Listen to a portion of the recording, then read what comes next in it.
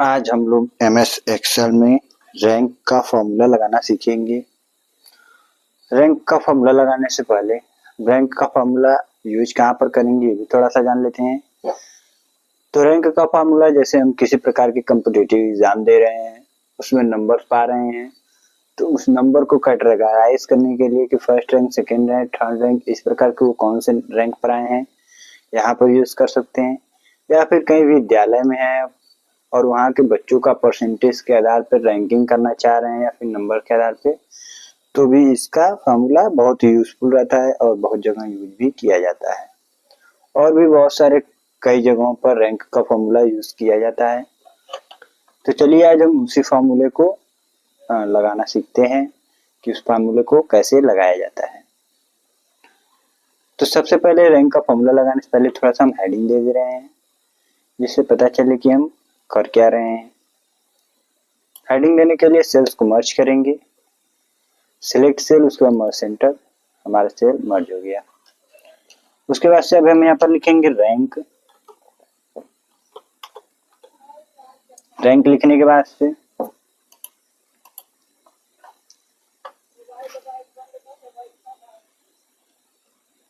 Font को थोड़ा सा बोल्ड कर लेंगे, उसके बाद से इसको थोड़ा सा इंक्रीज कर दे रहे हैं, इस प्रकार से अच्छा दिखेगा। उसके बाद से फॉन्ट का बैकग्राउंड थोड़ा सा डार्क रहेगा तो अच्छा दिखेगा और अच्छा से।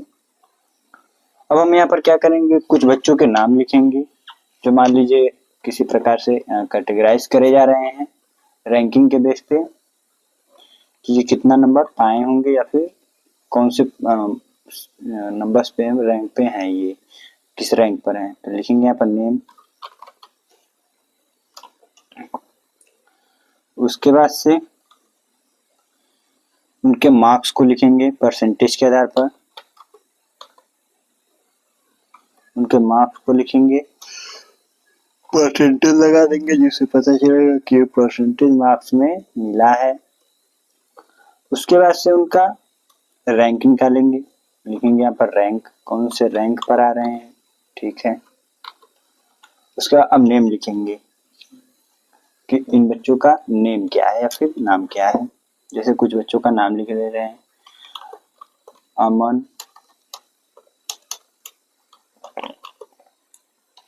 उसके बाद से मोहन, गोलू, सोहन, राज, राकेश, राजू, रमेश, ऐसे ही और सारे लोगों का नाम लिख सकते हैं। जिन लोगों का आपको नाम लिखना हो, तो मान लीजिए हमने ऐसे कुछ व्यक्तियों का नाम लिख लिया है, तो आप अगर और चाहते हैं तो लिख सकते हैं, वरना इतने पर ही रहने देंगे, इसी पर फॉर्मूला लगाएंगे अब हम।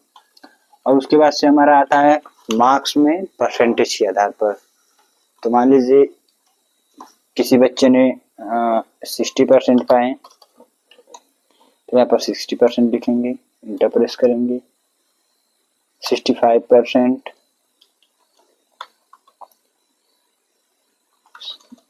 70%, 80%, 90%, इस प्रकार से उनके परसेंटेज को हम दर्शाएंगे कि कितना परसेंट कौन पा रहा है।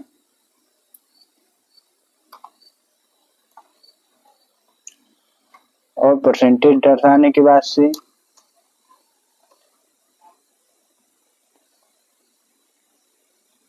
उनका हम कैटेगरी वाइज डिवाइडेशन करेंगे। मान लीजिए परसेंटेज पा गए हैं तो ये किस रैंक पर पाए हैं, इस चीज को हम लोग निकालना सीखेंगे।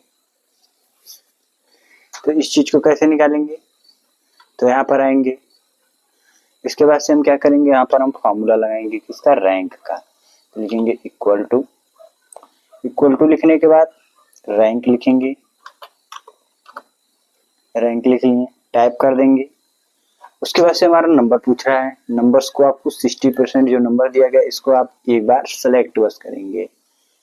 सिलेक्ट करने के बाद से कॉमा लगाएंगे, कॉमा लगाने के बाद से फिर से रेफर पूछ रहा है, रेफर में आएंगे और पुनः सारे नंबर जितने दिए गए हैं सबको एक साथ सेलेक्ट कर लेंगे।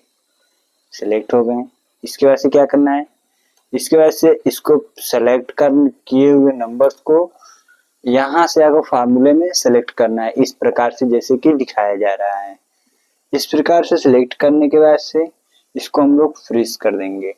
फ्रीज करने के लिए 2 बार F4 प्रेस करेंगे, फ्रीज हो जाएगा। उसके बाद से क्लोज ब्रैकेट करेंगे और एंटर प्रेस कर देंगे। इसके बाद से हमारा ये नंबर दिखा दिया 7 नंबर्स पे है जो हमारा 60 है। अब इसी को पकड़ के हम लोग क्या करेंगे, ड्रैग कर देंगे, ड्रैग कर देंगे। देखिए तो इस प्रकार जब हम ड्रैग किए तो हमारा जो नंबर है वो दिखा रहा है कि 95% जो क्या है कि फर्स्ट रैंक पे आया है।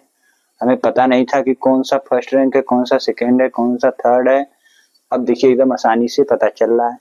थोड़ा सा इसको भी बोल्ड कर दे रहे हैं ताकि और अच्छे से दिखे आप लोगों को। ये लीजिए थोड़ा सा बोल्ड हो गया और अच्छे से अब दिख रहा है कि हमारा क्या है, ये फर्स्ट है रमेश का जो कि 95% आया है। सेकंड देखेंगे कि आपका राज का है 90% आया है।